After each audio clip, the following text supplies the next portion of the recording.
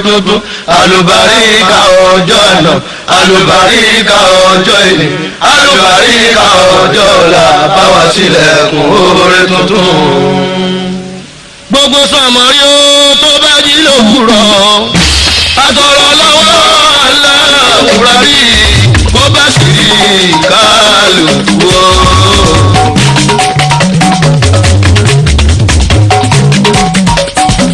mo wá ń jáde lálẹ́ ní Olódùmarè láti lọ ṣiṣẹ́ ọ̀dọ́ mi ọlọ́run dá fún ṣàánú lọ́mí ọ́.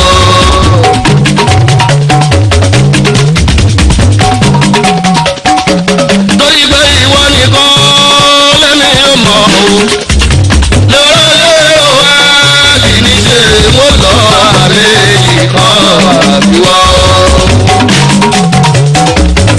mo gbéra nílé pẹ̀lú bísímíláì àmàlíyá yìí mi ọba bẹ́ẹ̀ ń darí bọ̀ wálé pẹ̀láyà mú lè láyé o.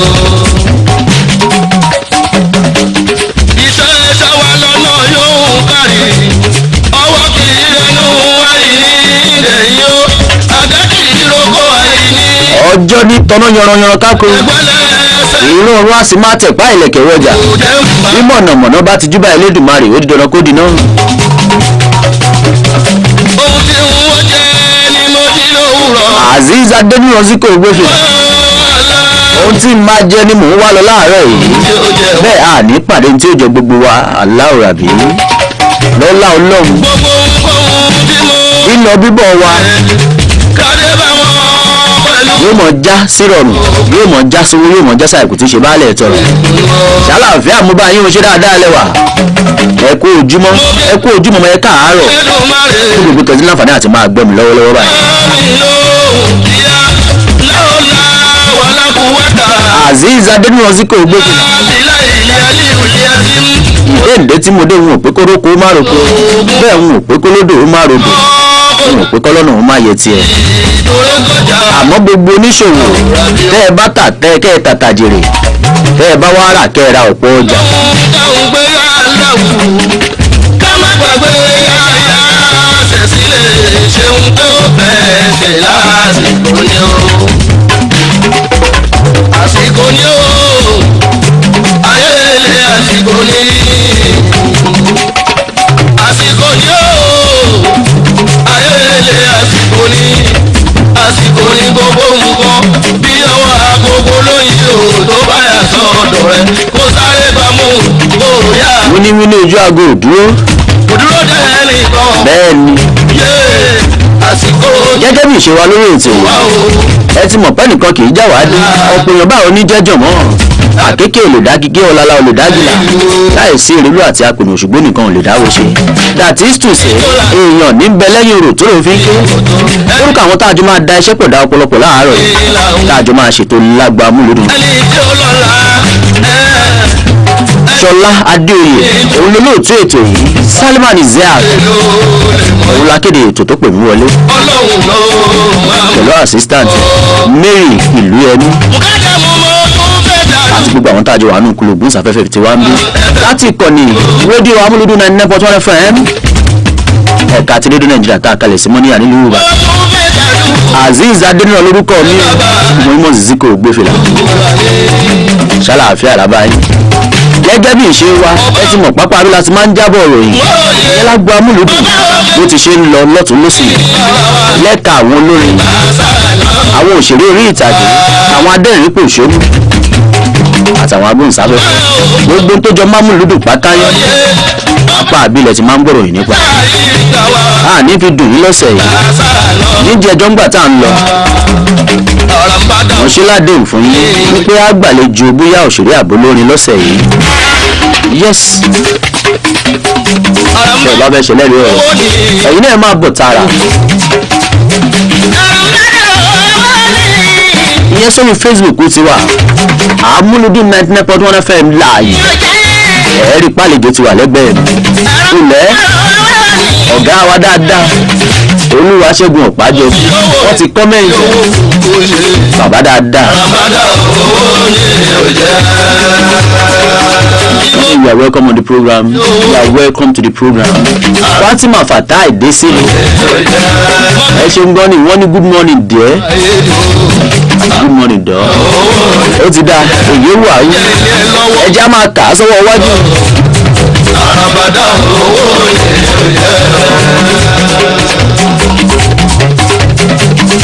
Ominú nǹkan mi ò àìní ọlọ́ládé ọ̀rọ̀ Nàìjíríà yìí gẹ́gẹ́ bó ṣe ń lọ ẹ̀rù tó sì ń bà mí àfi kábẹ́ lọ́hùn-ún. Èèyàn tó bá jà níbi ìbọn tó bá kọ ọmọdé ọmọ tó oyè òsì tó ṣáàtì jẹun ẹ ò rí pé ká tẹ́wọ̀ àdúrà kiri ló yẹ fún wa o. Ẹ jẹ́ ká bẹ̀rẹ̀ lùwà o aláwòrán bí ẹ jẹ́ ká bẹ̀rẹ̀ lùwà. Ìlà yìí aláwòrán dákúndàbọ̀ kò dédé nù ọ̀nà. Dànù fún wa ní kí a mọ̀ sá o olùwà. Bàwá yìí gbà padà ní kí a mọ̀ sá. Lọ́mọdé bá lágbà òun ẹ̀tún bá yí ẹgbẹ́ ẹ̀wọ̀n ìfẹ́rẹ́ lókì.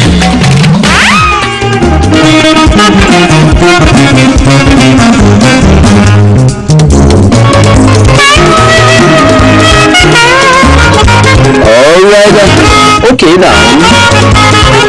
Gẹ́gẹ́ bí ìṣe wa lórí ètò níbi tá a ti máa ń jábọ̀ ròyìn àwọn tí wọ́n mẹ́nu ẹ̀ wọ́n mọ̀ pé tẹ́lẹ̀ ìbá ti ń dún àti wọlé kọlẹ̀ sí ìpele tá a ti máa ń jábọ̀ ròyìn bó ti ṣe ń lọ lágbo àwọn amúlùdún.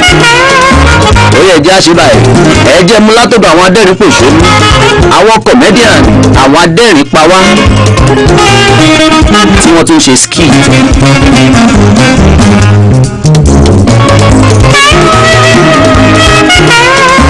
Bẹ́ẹ̀ mọ̀ Gani Mọ̀rúfù tí gbogbo èèyàn mọ̀ sí ìjọba landẹ̀ comedian ni skit maker ni lọ́wọ́lọ́wọ́ báyìí ó ti jáde ó ti sọ̀rọ̀ sókè o kí ló wí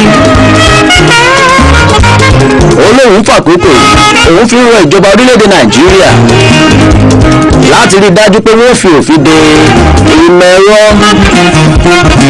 eléyìí táwọn olóyìnbó ṣe gbéjáde lọ́wọ́lọ́wọ́ báyìí artificial intelligence AI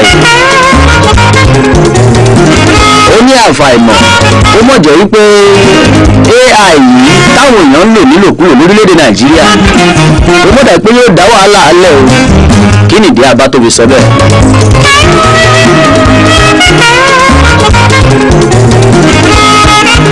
ẹ jẹ́ ní ọ̀nà mẹ́ẹ̀ fún jẹ́rí AI yìí ó jẹ́ ohun èlò ìmọ̀ sáyẹ́ǹsì eléyìí tí ṣe ti gbà lójú tó lè sọ àwòrán tó lè sọ di fídíò tó dẹ̀ sí nǹkan tí ò lè ṣe.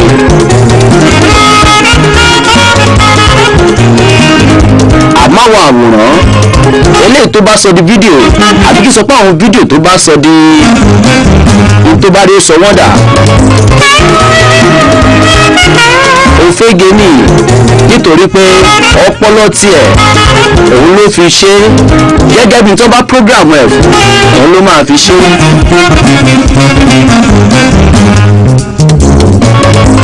ìjọba landẹ̀ kí ni wọ́n ṣe fún tóbi sọlẹ̀ yìí pé kíjọba orílẹ̀-èdè Nàìjíríà kí wọ́n fi òfin kí wọ́n fi de AI torí pé àwọn ọmọ Nàìjíríà ọ̀nà tí wọ́n ń gbà á lò ó yàtọ̀ sí tóyìnbó gbé kalẹ̀ fún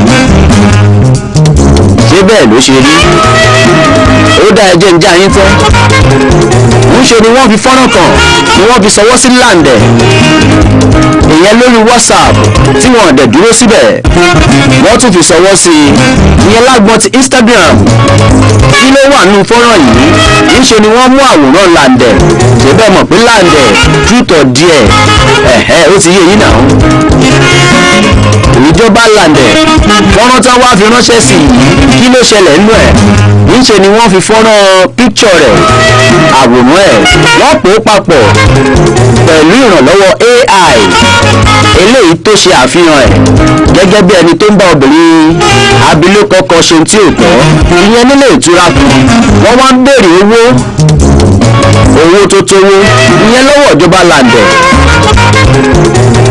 mílíọ̀nù 5 owó lẹ́wà Nàìjíríà 5 million naira pẹ̀lú ìdúnkokò tó lágbára òun ni wọ́n ń dún mọ́ ìjọba làǹdẹ̀ wá níṣẹ́ rí èyí ó bá wù yín ẹ wí èyí ó bá wù yín kẹ́ ẹ sọ ẹ̀yin ọmọ Nàìjíríà tí fọ́nrán yẹn bá ṣèèṣì dọ́dọ̀ yín òun kọ́ o kì í ṣòwò lòun wà nú ẹ̀ àmọ́ nítorí àwòrán òun tí wọ́n mú tó wá prógráàmù ẹ̀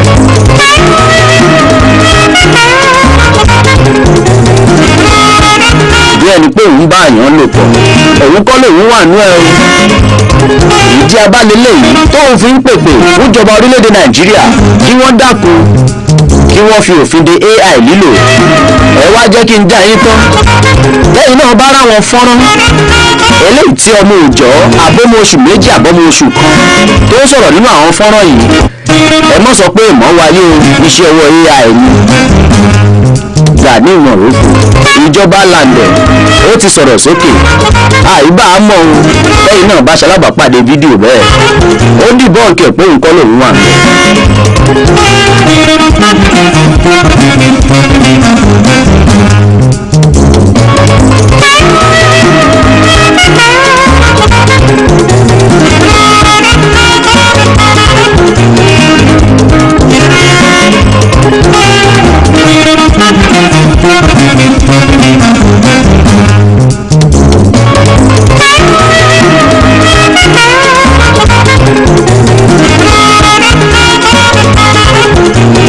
ojú aago ò dúró aago tó ń ka wákàtí ọjọ́ kò dúró eléyìí tó ń ka wákàtí ọjọ́ ò sinmi bẹ́ẹ̀ bá ojú aago yín aago mẹ́wàá ó ti ṣe bẹ́ẹ̀ orí kọjá ìṣẹ́jú mẹ́tàdínlọ́gbọ̀n 27 minutes past 10 yes ẹ jẹ́ sáré jábọ̀ eléyìí bá tó máa kà á sọ́wọ́ iwájú kí n tó máa gbàlejò mi wọlé kùrùkẹ́rẹ́ ó dilé ọmọdún ìṣàgbọ́lá ìyẹn níjẹ̀bú òde bàmí kí Wasiu Ayinde Marshal K1 the ultimate latest ambassador lánàá òde yìí King Dr. Wasiu Ayinde wọ́n ti ṣàfihàn ọ̀dọ́mọdékùnrin tó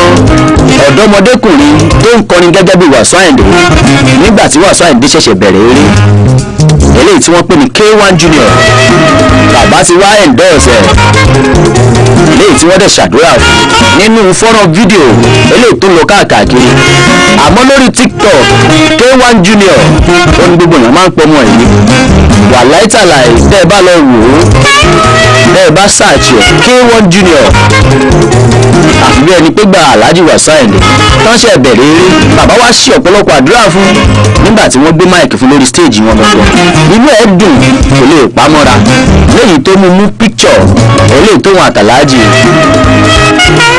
King Wasiu Ayinde Marshal tí wọ́n jọ yà ló lọ sọ di DPL ọmọ ọlọ́mọ bàbá ṣàdúrà fún wọn ní orin fújì K1 Junior òun náà máa rí kọ àdúrà yẹn pọ̀ ìlú Èkó ló ti gbé wáyé ẹja máa kà á sọ́wọ́ iwájú.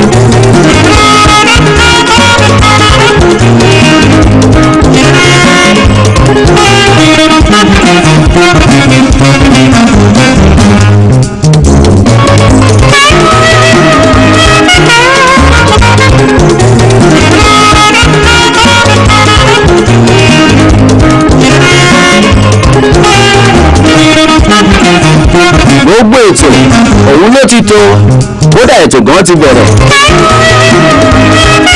nípa ti kíni nípa ti ìsìnkú bàbá Ọdúnládé Adékọ́lá eléyìí tí wọ́n lọ sùn láyà olùgbàlà Pastor N.A.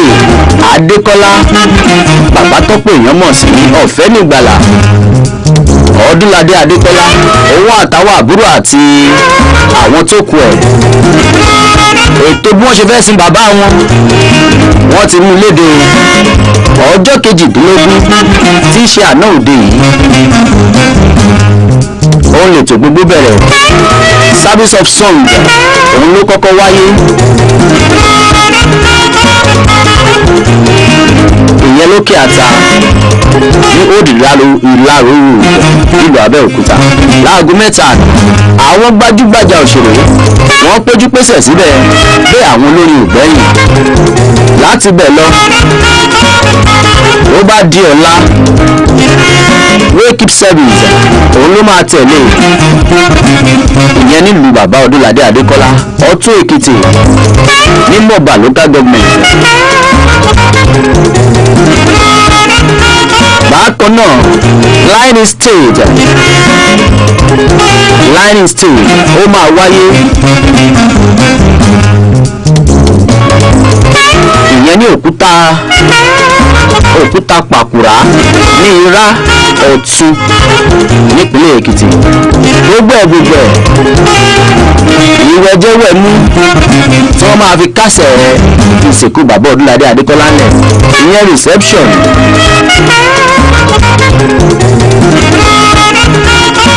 ẹ má ti jẹun kéde bó bá ṣe máa jẹ́ màá jábọ̀ ìròyìn fún yín ìyẹn lápá abẹ ó bọ̀ lórí páwọn tí wọn fìwé pè wá lórí ètò Zico Ìgbófìlà làwọn ti fẹ́ mélòó wọ́n ń bẹ mo ti já náà alright okay now ẹ já máa lọ sọ́dọ̀ àlejò wa lọ́sẹ̀ yìí.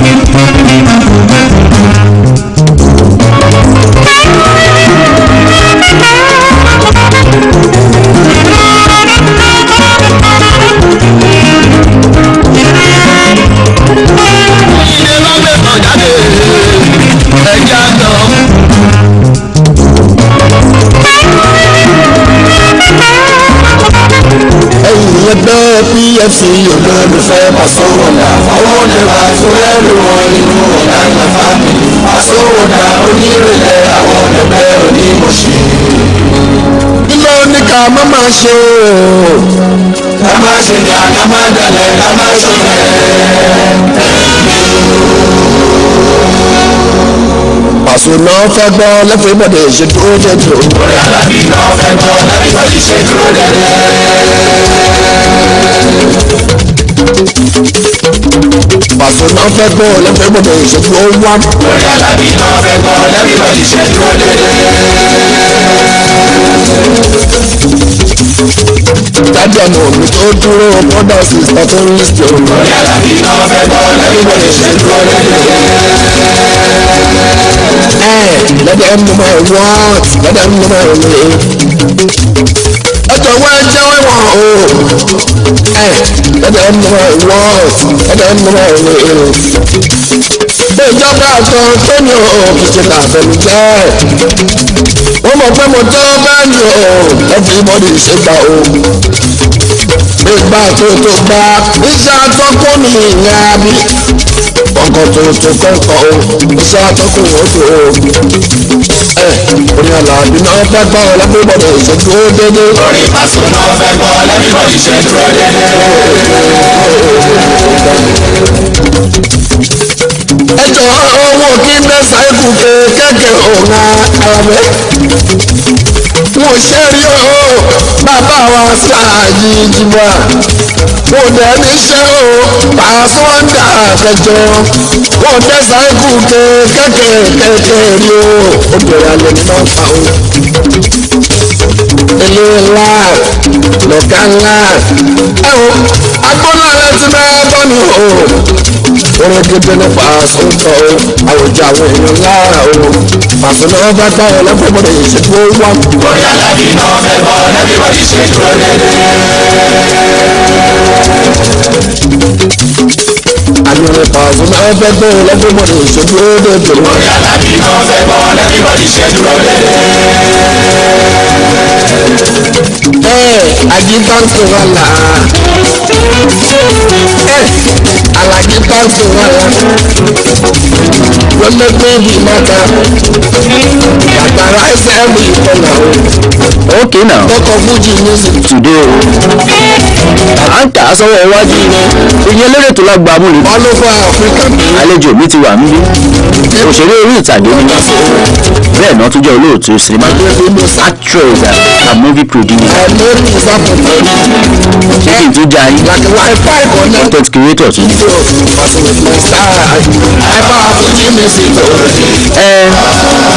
Never only dull moment with your main man Azeez Adénúzikò gbé.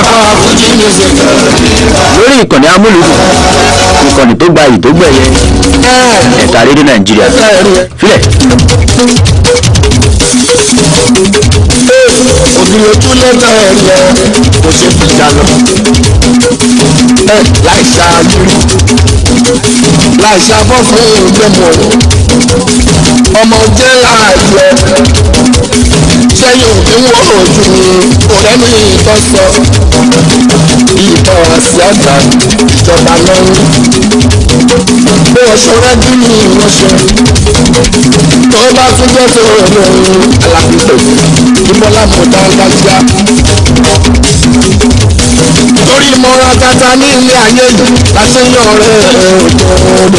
torí àlejò ọlọ́pàá òjọ̀gbọ́n tó máa wáyé látọ̀ ọ̀tà ọ̀pẹ́ àwọn tèmi yóò fi mí sílẹ̀ nígbà kọ̀ọ̀kan náà òjò pé kú lọ́dọ̀ ọba sórí o débi ká sọ fún ẹ̀jẹ̀ ọ̀dà.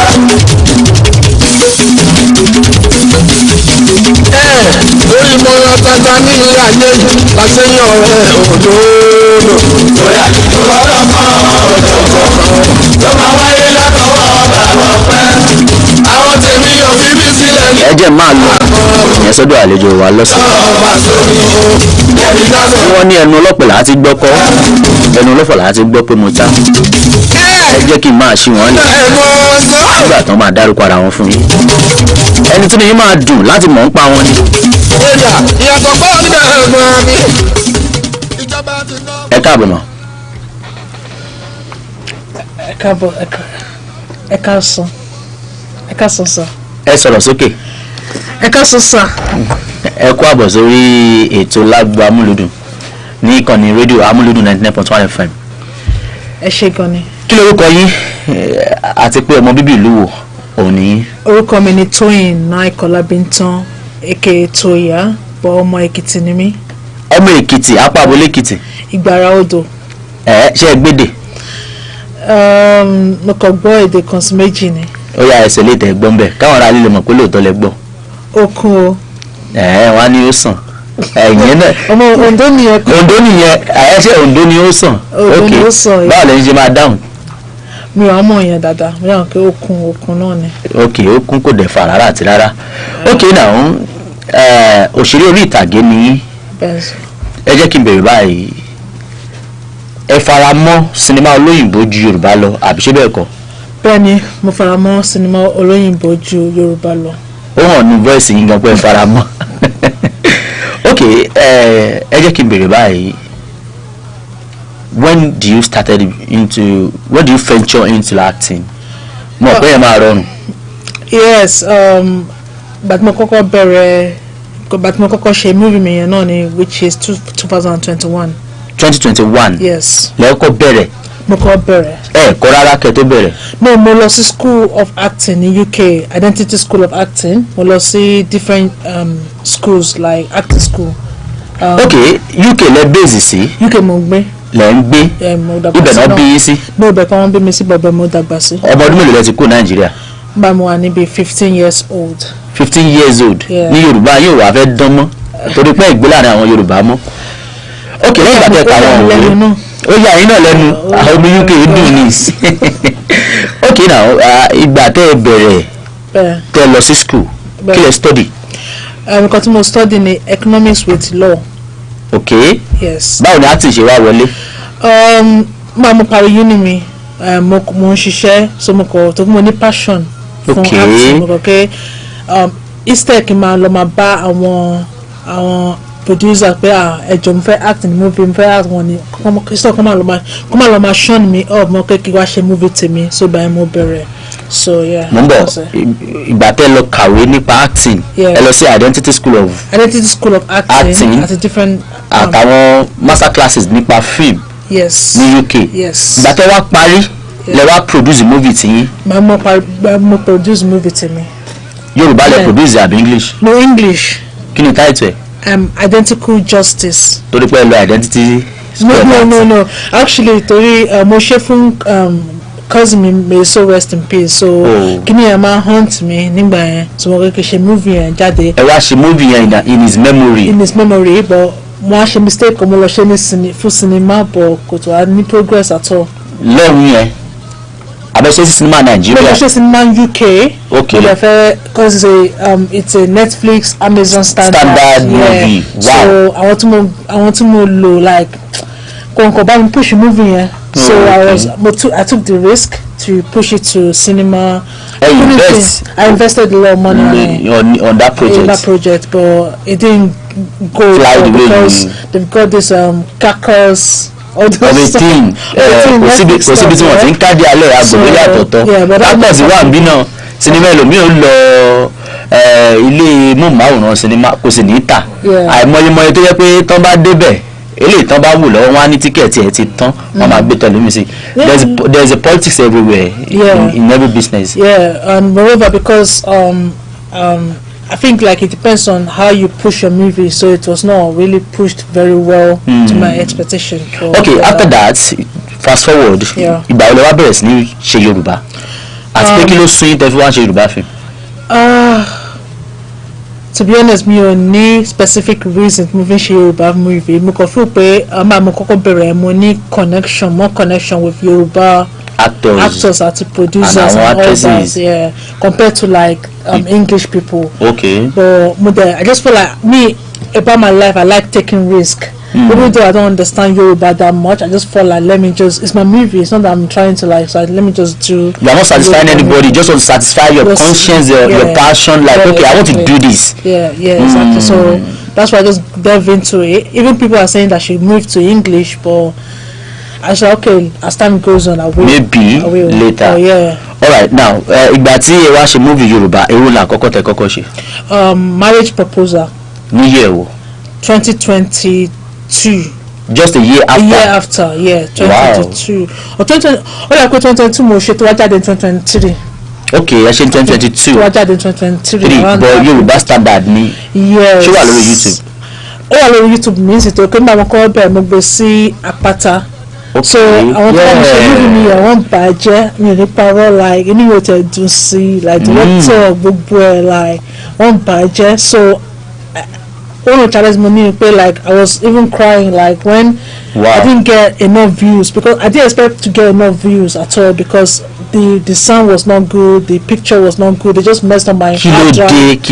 So I was not really happy to call say Jangma. I had to call like Mr. Latin as well to help me come and me dancing my. It was a whole lot of so I put on Apata. So after 3 months, I had to remove it. So I should go to YouTube channel me 3 weeks ago. So on YouTube channel me. Okay, you will let me so I should just a word pẹ̀lú KG. Just a word. Yeah, mo ṣe ní KG Lee. Yeah. Never okay. Yeah, I ṣe ní 2023. Gbogbo Nigerians got you there. You were okay, to be honest. You were okay, but another issue to me wá ní pé kò sí marketer bíi Àpáta or anything tó fẹ́ gbà torí mi ò àwọn tó mo gbé sí movie yẹn wọ́n ní ìdí àwọn certain ibi tí campus Nàìjíríà náà ti ṣiṣẹ́ ti ti UK náà nìyẹn ọ̀pọ̀lọpọ̀ Yorùbá play tó bá ń gba movie yẹn but Yorùbá play kẹwọn fi bẹ́ẹ̀ ní enough subscribers so kò tún wá da in a way not to my expectation. Wọ́n pe máa yọ tó pé mo ń promote movie mi fara mi wọ́n bá mi promote ẹ̀ so wọ́n lè tí wọ́n ń gba owó ní ẹ̀wọ̀n kan máa ṣe 70-30 or something like that. 70-30 so mi náà promote pẹ̀lú owó mi wọ́n ṣe anything like that so wọ́n ti máa gba 25% or 30% wọ́n sọ pé kọ́kí yọ kúrò ní. nǹkan tẹ̀ ń sọ ni pé ara àwọn challenges táwọn producers tó máa ń face nǹkan tẹ̀ ń dish out lórí ètò lọ́sàn-án tèmi. So that was the reason why I opened my own YouTube channel. Pé tẹ́ bá ti ṣe sinimá yín o bóyá ẹ máa ṣe síbẹ̀ fúnra yín so tẹ́ bá ṣòwò when you do your business you know how much you going to gain by pushing it by yourself. Yes. That's the reason why you started your own YouTube. It's still a bit tough because I'm just starting little by little, you know, and I was surprised by the views I got on my first YouTube channel, the views I got was really impressive. Compared, I'm not getting 100k views. I get like it's impressive. Compared to like some people that were in the same set, I don't know, getting up to like 1,000 views, but I'm getting like, I've gotten almost 10,000 views already. Wow. Within 3 weeks. But I'm grateful for that. But you know, I just felt like let me just use my first movie I did, which is Marriage Proposal, just to push it onto YouTube. But next one I'm gonna put on YouTube is like the one I put on cinema. So I'm gonna do that one later. But I'm just grateful to God. And all right, now based on your experience that you just shared a little, if you see a good script, a good producer, would you like to work with them? That's a good question. It will be tough in a way because of the experience I had. Because in my mind, I'm thinking like, bro, I was even talking to you that are we even moving forward? Are we even going to make money out of this? Like, cause my first free movie, I never made money, which is, I think maybe it's normal. So back to your question, if I say a good producer, good script, good capable hands, I don't plan to put my money down on movies anymore. Maybe if I get a sponsor, except maybe I'm fully ready for it, because there are a lot of things I wanted to do with my money, but so I don't feel I'll put my money down if I get a good producer or a good script. I won't put my money down except if I go get a sponsor. Oda ẹja ṣe báyìí ṣé kèmí gbà yín mọ̀ràn ẹja sọ Yorùbá díẹ̀ nísìn ṣé kèmí gbà yín nímọ̀ràn ṣé mo ntí mo nǹkan tí mo sọ ṣé kí n gbà yín nímọ̀ràn wọ́n ní tẹ̀sìn bá dá ní àtúgùn àmọ́ ní gbèdéke ìgbà tí ẹṣin lè gbé ní ṣubú dà kéèyàn tó sọ pé mi náà ògùn mọ́ ẹ má sọ pé torí ẹ mọ̀ bóyá ilé ìtẹ́ máa ṣe yẹn ló máa kó èrè yẹn wá padà fún yín lọ́nà kan àbí kejì máa sọ di. You said you like taking risk. Yes. And once you don't stop taking risk, do you understand? Yes. You've learned some mistakes. Yes. From the mistakes rather. Like okay, mo ti kẹ́kọ̀ọ́ kẹ́ tó bá yàn ṣiṣẹ́ ńsìn. Wéyìn àti ẹ̀ máa jọ sign ìwé àdéhùn like an agreement with lawyer backing up and all that. So that tẹ́ bá jọ ṣe tó bá jẹ́ pé tẹ́ bá pa ẹ ti mọ̀ pé ojú owó yín dandan ni kó padà. That means your initial capital needs to come back to you. Before you now produce, okay, I just understand what you're saying. So, I make a deal contract. Yes. Producer. That's what I'm put my money into a movie. Yes, now.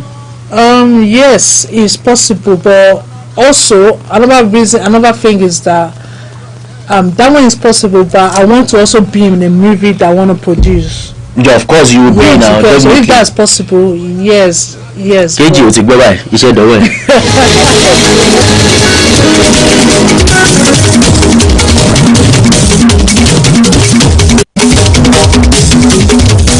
torí ìmọ̀ràn tata ní ilé ayé yìí láti yan ọ̀rẹ́ òjòòdò. torí àlejò ọlọ́pàá bó ti ṣe ń lọ lágbo Amúlùdùn ó lè tún tẹ̀gbẹ́ gbádùn lọ́wọ́ láti kàn ní rédíò Amuludun 99.1 FM èyí ká kalẹ̀ sí Moniya ń lò Ìbàdàn. ara àwọn àdójúkọ eléyìí táwọn òṣèré wọ́n máa ń dojúkọ rèé o tó fi dàbí ẹni pé tẹ́ ẹ bá rí wọn nù sinimá ẹ ní rí wọn nínú ìpè tàbí tí wọ́n bá ṣèkọ́ ẹ ní rí wọn kí wọ́n ṣèmí ìmọ̀. àwọn tèmi ò fi mí sílẹ̀ ní yàrá àkọ́ òjò pé kún lọ́jọ́ ọba sórí o lẹ́bi dáṣẹ́ fún ọ̀lẹ́ ọ̀gá.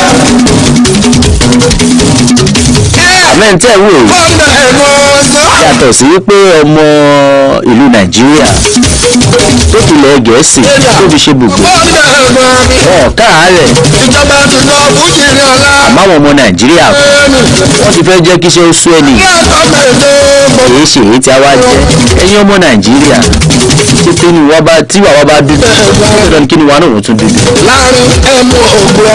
sẹ́ni yóò bá trust kejì ń sìn ọjọ́ ṣe léyìí tó ṣe ó lè rí tọ́ka sí. ẹ ti dínà mọ́ àwọn producer mi ẹ ti dínà mọ́ àwọn tó jẹ́ wípé wọ́n ń woṣẹ́ sinimá ó táwọn wúrà láàánú tí ó kò wó fíìmù fáwọn bíi tèmi abáyé o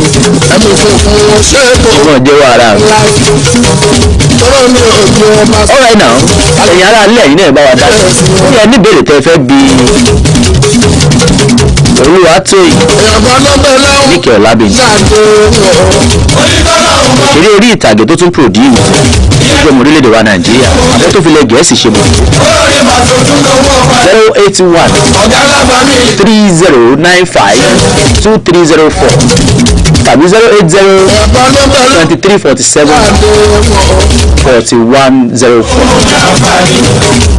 08130952304 tàbí 08023474104. nígbà tá à ń retí ìpè láti lé ẹ jẹ́ ká ṣe báyìí àwọn social media wo làwọn èèyàn tẹ̀ tí lè kọ́kọ́ rí iná. àwọn ẹbí kan nìkan mo wà active sí which is Instagram.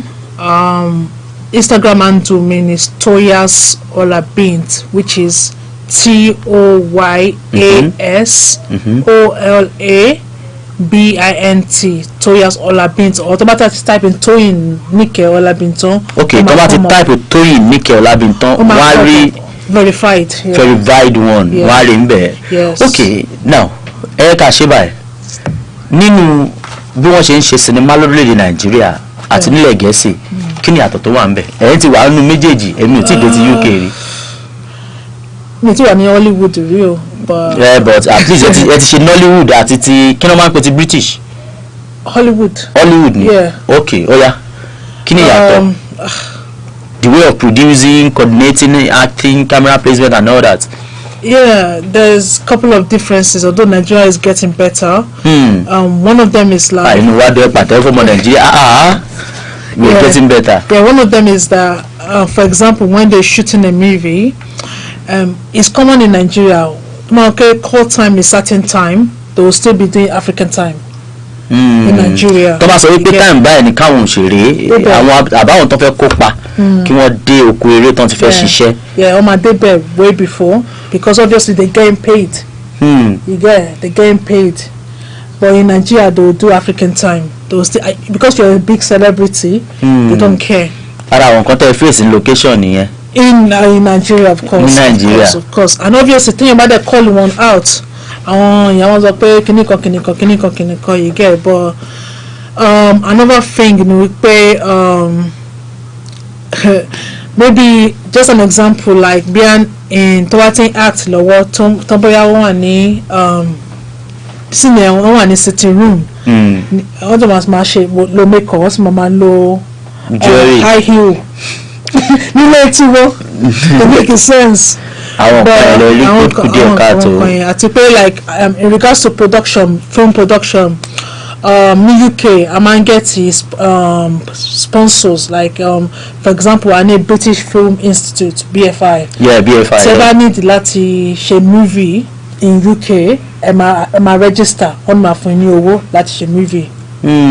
But ìgbà tẹ́ ṣe first one yẹn no I already mi ò ṣe mo ti bá bẹ̀rẹ̀ already àti pé wọ́n ní nǹkan tó máa ṣe bí pre-production pé téèyàn bá ti bẹ̀rẹ̀ àtọ̀ wọ́n máa ń owó àti bí another section pé téèyàn bá ti bẹ̀rẹ̀ àti pé wọ́n ní láti mọ àwọn producers tó wà ń bẹ̀ you get àwọn producers mo dẹ̀ ló ń gbà yẹn kò ń ṣe àwọn they are good people but they not recognized. Àwọn náà wọ́n tí ì sí lára àwọn celebrity lọ́hùn yẹn but àwọn náà ń dìde bọ̀ ni. Okay. So something like that but in Nigeria they don't have. Something pay sponsors funds and all that. So everybody ló ń struggle láti. And another thing like when we struggle as upcoming producers people don't even support as well. You understand? Àwọn èèyàn support ara wọn. Okay now. 08130952304. Tíyẹn ò bá lọ ẹ pè 08023474104. Fatima Oyindamola Bello wọ́n ní ẹ kú ètò sà wọ́n lórí Facebook. Ayọ̀mídé Délé wọ́n ní wẹ́ẹ̀dù.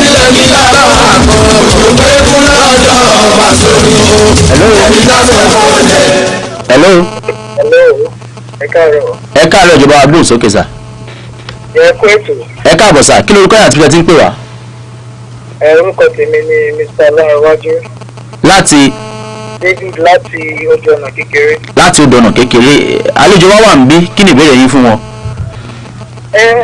We don't really need too much of questions, but I listen to all complaints and everything about a movie career. I just want to tell her that she shouldn't give up. That sometimes that not until you hit a particular let me say threshold in terms of producing movies. Like sometimes you have to get to the 10th movie. And meanwhile, people that used to face this kind of challenges are people that are going to be leading in industry tomorrow. Because they have worked with both good and bad. So they can, at the end of the day, invest and become and create their own empire. They will fearlessly and boldly, work on any kind of movie. Another thing is that I would love to watch any of our movies if I can get some titles. I want to see it myself. All right. Because when we're talking about, movies that will last in the industry, it has to do with a lot of, catching and interesting storylines. It depends on if the storylines, is affecting life directly. Is touching reality. There are some movies that they are just entertainment. It is good. People just laugh and they just love it. So those are part of. It has to be in the movie, but if there are some movies that you can rewatch and watch and it can see past message to you any day, anytime. Are you get what I'm saying? Yeah. So that is it. It depends on the storyline. Depends on sometimes not the actor, but the story. Our movies come out what it produced 10 years ago. In fact, Oshi Mapada Jadi again. Do you know? It's not because they will reproduce it. A season will come that will bring out that movie. That movie back to life. An incident will happen in this country or in the world. To my fish out movie or to my fish out a particular frame in that movie, and they'll be like, so something like this they have acted. Is this the? Yeah, ojú òpó yẹn ti rí. Prophecy how the ẹ̀tọ́ conspiracy báwo ṣe mọ̀ pé nǹkan báyìí máa ṣẹlẹ̀ in the future. Do you get it? Ẹ ṣé gan ni ẹ jẹ́ àṣẹ báyìí. ẹ sọ ibi táwọn fíìmù yìí wà torí kò ní we don't have more time anymore. Yeah, thank you so much. The title of my movie is Marriage Proposal. Okay. Marriage Proposal. I can type LSU to type in Marriage Proposal. Okay. Yoruba movie Ajade. Or type in my proposal Nollywood. ẹ sọ Instagram yìí lẹ́ẹ̀kan sí. So lórí Instagram àti Facebook anyway, but we're active more on Instagram, which is TOYASOLABINT Toyas Olabint Toyin Nike Olabintan. Ẹ ṣe ń gan ni. Ẹ jẹ́ àmọ́ àfẹ́lẹ́ ìṣèlú lọ́sẹ̀ yìí. Azeez Adédọ̀rọ̀sí kò gbé fìlà lórúkọ tèmi. Kejì Lee ẹni ọlánàṣọ àwọn tó kọ̀ wọ́rìn. Tóyìn àlejò wa lọ́sẹ̀ yìí nìyí. Títí ọjọ́ mẹ́jọ táàtì máa láǹfààní àti pàdé. Ẹ lẹ́ńbẹ̀rún ó di lábọ̀. Mo bá dúró sójú kan láàbàtà o.